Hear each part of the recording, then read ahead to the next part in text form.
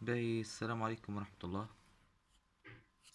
عندكم أغلب المشاكل الموجودة في الكروت، سواء للغسالات ولا للثلاجات ولا الأشياء هذه، يعني أغلبها مشاكل اللي تكون في نطاق البرمجة، يعني البرمجة للسوفت وير. باهي، كيفاش نعملوا بالضبط؟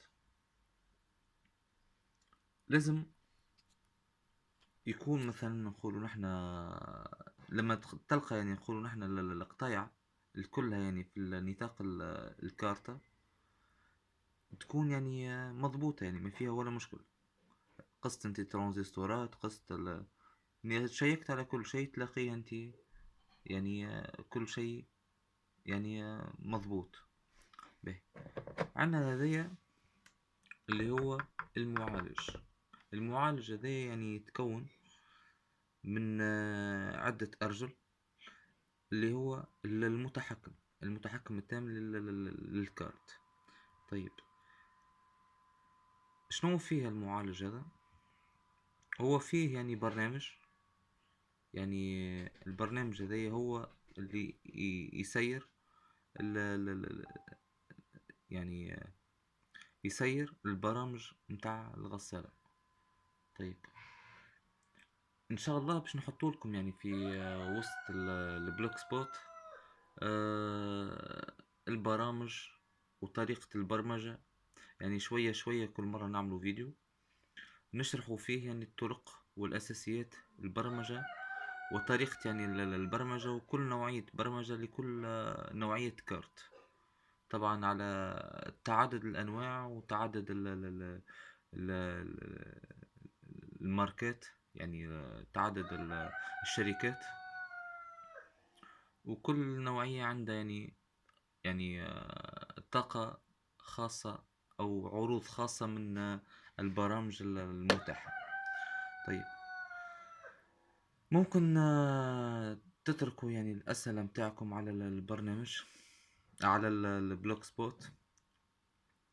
عندنا البلوكر اللي هو هذا اسمه. طيب، وعندنا اسفة، وعندنا ال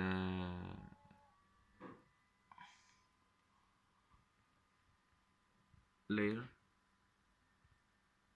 layer يعني فاستر، يعني بمجرد انكم تتموا المتابعة يعني للشانل متاعنا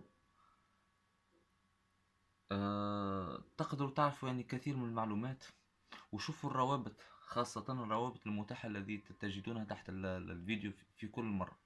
يعني في كل مرة تجدون يعني طرق وأساسيات معينة، يعني تقدروا يعني اللي ما عنده صنعي يتعلم عادي يعني، ويسألني أنا نجاوب على حسب، يعني نكون الفيديوهات متاعي ونجاوب على حسب الوقت، على حسب يعني الأعطال اللي عندكم. هذا بالنسبة للتقنيين. بالنسبة لغير التقنيين، المشاكل يعني الخفيفة والمشاكل المتاحة معناتها اللي تصير يعني الروتينية في استعمال يعني الغسالة أو صيانة الغسالة، نحاول القدر المستطاع أن نفسر لكم أكثر ونعطيكم يعني الطرق اللي تخليكم يعني تفهموا طريقة صيانة الغسالة أو الثلاجة أو الميكروويف، يعني الميكرووند، أو أي شيء في نطاق الآلات الكهرومنزلية بأنواعها. مشكورين على المتابعة وشكرا جزيلا إن شاء الله، ومرحبا بك في أي وقت إن شاء الله. السلام عليكم.